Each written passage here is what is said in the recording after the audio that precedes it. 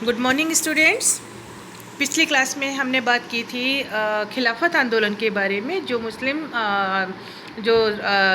जनता थी या जो नेता थे उनके द्वारा चलाया गया एक आंदोलन था अंग्रेज़ों के खिलाफ। उसी तरीके का एक और आंदोलन था जो 1920 में चलाया गया था, असहयोग आंदोलन। आज हम उसी के बारे में बात करेंगे। असहयोग आंदोलन 1920 में प्रारंभ किया गया। असहयोग आंदोलन एक ऐसा आंदोलन था जो पूरी तरीके से सरकार को, जो ब्रिटिश सरकार थी हमारे यहाँ, उसको असहयोग करने के लिए या उसका साथ न देने के रूप में इसका अनुमोदन किया गया था। 1920 में जब नागपुर में कांग्रेस का वार्षिक अधिवेशन हुआ, जिसके अध्यक्ष थे विजय राघवाचारी, उसमें असहयोग आंदोलन का पूरी तरीके से अनुमोदन कर दिया गया, क्योंकि उससे पहले खिलाफत आंदोलन के रूप में मुस्लिम नेताओं ने भी अंग्रेजों के विरुद्ध अपना संतोष प्रकट किया था। और इसी बात को लेकर के आगे चल के 1920 में कांग्रेस के ही अधिवेशन में इस बात को पूरी तरीके से अनुमोदित कर दिया गया कि अब जो भारतीय जो जनता है वो ब्रिटिश सरकार का साथ नहीं देगी और उनके हर तरीके से उनका असहयोग करेगी। किसी भी तरीके के कामों में अब उनका सहयोग भारतीय जनता द्वारा नहीं होगा। और इस तरीके से उन्होंने एक और जागरूक कदम उठाया कि अब वो असहयोग आंदोलन के रूप में अपने इस असंतोष को प्रकट करेंगे। और इस तरीके से 1920 में असहयोग आंदोलन की शुरुआत हुई। सरकार ने इस आंदोलन को कुचलने के लिए कई तरीके के कूटनीतियाँ अपनाई और एक ऐसी दमनात्मक नीति का सहारा लिया जिससे कि इस आंदोलन का पूरी तरीके से ख़त्म किया जा सके। या ये हम कह सकते हैं कि अंग्रेज़ बिल्कुल भी नहीं चाहते थे कि उन्हें भारत में किसी भी तरीके के असहयोग का सामना करना पड़े।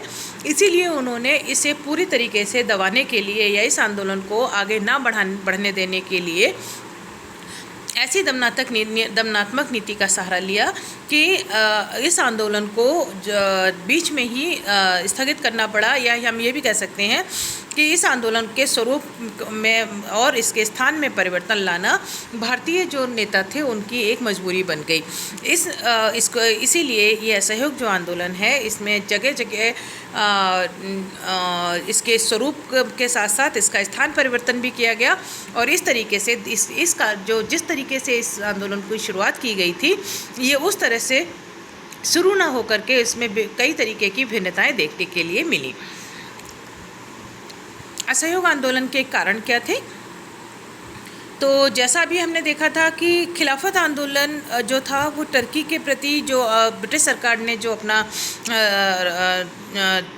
रुख प्रकट किया था, उसी का असंतोष मुस्लिम नेताओं में इतना ज़्यादा बढ़ गया था कि उन्होंने अंग्रेज़ों को खिलाफत करना शुरू कर दिया था। उसी तरीके से जो असहयोग आंदोलन था उसके पीछे भी यही एक ऐसा ही कुछ कारण थे जिनकी वजह से इस असहयोग आंदोलन की शुरुआत 1920 में राघवाचारी जो थे उनकी अध्यक्षता में नागपुर के अधिवेशन में किया गया था। क्या थे उसके कारण? पहला, प्रथम विश्व युद्ध के पश्चात आत्मनिर्णय की भावना को बल मिला। जब पहला जो विश्व युद्ध था वो जब ख़त्म हुआ तो उसके बाद जो जितनी भी जो भारतीय जनता थी उसे अपने बारे में आत्मनिर्णय लेने की भावना को एक बल मिला कि जब टर्की जैसा जो देश है वो अपना निर्णय खुद ले सकता है तो हम भी अपना निर्णय स्वयं लेने की अपने अंदर क्षमता रखते हैं। इस तरह की भावना भारतीय जनता में पनप कर सामने आई। दूसरी बात, रोलट एक्ट, जलियांवाला बाग हत्याकांड। यानी दूसरी बात ये थी कि असहयोग आंदोलन का एक कारण ये भी था कि जो रोलट एक्ट भारत में आया था, जिसको हमने पिछली क्लास में पढ़ा था कि एक काला कानून के रूप में एक ऐसा एक्ट भारतीय जो सरकार थी, जो ब्रिटिश सरकार थी, उसने भारतीयों के लिए एक ऐसे कानून को पारित किया जिसमें पूरी तरीके से भारतीयों के संवैधानिक अधिकारों को अंग्रेजी सरकार द्वारा नियंत्रण में ले लिया गया था और किसी बिना कारण बताए या बिना कोई मुकदमा चलाए उनको सीधा सीधा जेल में डालने के लिए ये कानून पारित किया गया था, जिसे रोलट एक्ट कहा गया था। तो रोलट एक्ट की जो एक्ट का जो पारित होना था वो भी कहीं ना कहीं असहयोग आंदोलन का कारण बना।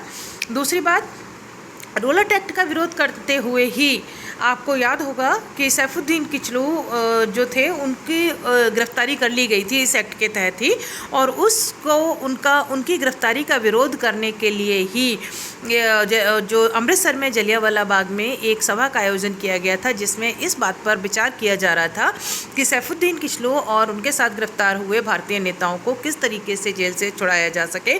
इस बात पर विचार करने के लिए उस सभा का आयोजन किया गया था, और उस पर जनरल डायर ने अपना एक आदेश पारित करके गोलियां चलवा दी थी, जिसमें हजारों की संख्या में भारतीय नागरिकों की मृत्यु हुई थी, और इसीलिए इसे जलियांवाला हत्याकांड कहा जाता है। तो दूसरा कारण जो असहयोग और जो जलियांवाला हत्याकांड जो हुआ था वो एक्चुअली में उसकी ही परिणति थी असहयोग आंदोलन, क्योंकि गांधी जी जो थे वो अहिंसा के पुजारी थे, और इतना सारा रक्तपात हो जाने की वजह से ये निकल करके सामने आया कि अब हम किसी भी तरीके से भारतीय जो लोग हैं वो सरकार को किसी भी तरीके से सहयोग नहीं देंगे। तो जलियांवाला हत्याकांड और रोलट एक्ट दो ऐसे बड़े कारण थे जिनकी वजह से असहयोग आंदोलन जो था वो ब्रिटिश सरकार के विरुद्ध चलाया गया। तीसरी बात, पंजाब में मार्शल लॉ और खिलाफत आंदोलन। पंजाब में उसी समय अंग्रेज़ों ने मार्शल लॉ लागू कर दिया था, और दूसरी बात जो खिलाफत आंदोलन था जो मुस्लिम नेताओं द्वारा चलाया गया था, उसने भी कहीं ना कहीं असहयोग आंदोलन को एक बल मिला, और उन्होंने भी अंग्रेज़ों को सहयोग ना देने की जो खिलाफत करने की जो नीति थी मुस्लिम नेताओं की, उसे अपना करके असहयोगवादी नीति अपनाने का प्रयास प्रारंभ किया। उसे ही यहाँ पर असहयोग आंदोलन को एक बल मिला। नेक्स्ट, विभिन्न घटनाओं से अंग्रेजों के प्रति भारतीय दृष्टिकोण में व्यापक परिवर्तन। इतनी सारी घटनाएं, रोलट एक्ट, जलियांवाला बाग हत्याकांड, पंजाब में मार्शल लॉ लागू कर देना, खिलाफत आंदोलन, कई सारी ऐसी घटनाएं हो गई थी, कई सारे नेताओं को जेल में डाल देना, इस तरह की कई घटनाएं हो गई थी, जिसकी वजह से भारतीय जो नागरिक थे, भारतीय नेता थे, उनमें अंग्रेज़ों के प्रति आक्रोश की लहर दौड़ गई थी, और उन्होंने उन्हें सहयोग न करने के अब पूरी तरह से अपना मन बना लिया। और इस तरीके से असहयोग आंदोलन का एक कारण ये भी बना कि विभिन्न प्रकार की घटनाएं जो थी उससे भारतीयों के दृष्टिकोण में बहुत बड़ा परिवर्तन आया, और उन्होंने असहयोग करने की नीति को अपनाना प्रारंभ कर दिया।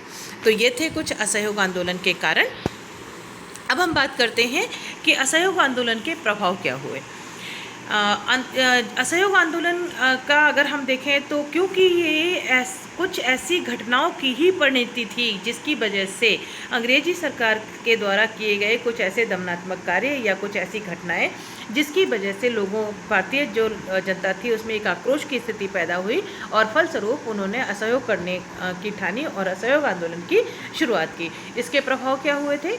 इस आंदोलन को कुचलने के लिए अंग्रेज़ों ने कई तरीके की दमनात्मक नीतियों का सहारा लिया, और दमनात्मक नीतियों का सहारा लिया, जिसमें से मैंने आपको बताया था कि इसी तरीके की जगह जगह पर लोगों को इकट्ठा ना होने देना, आपस में किसी भी तरीके के लिटरेचर को शेयर ना करना, इस तरीके की चीज़ों को बहुत सारे अंग्रेजी जो सरकार थी उन्होंने भारतीय जनता पर बैन लगाना शुरू कर दिया था।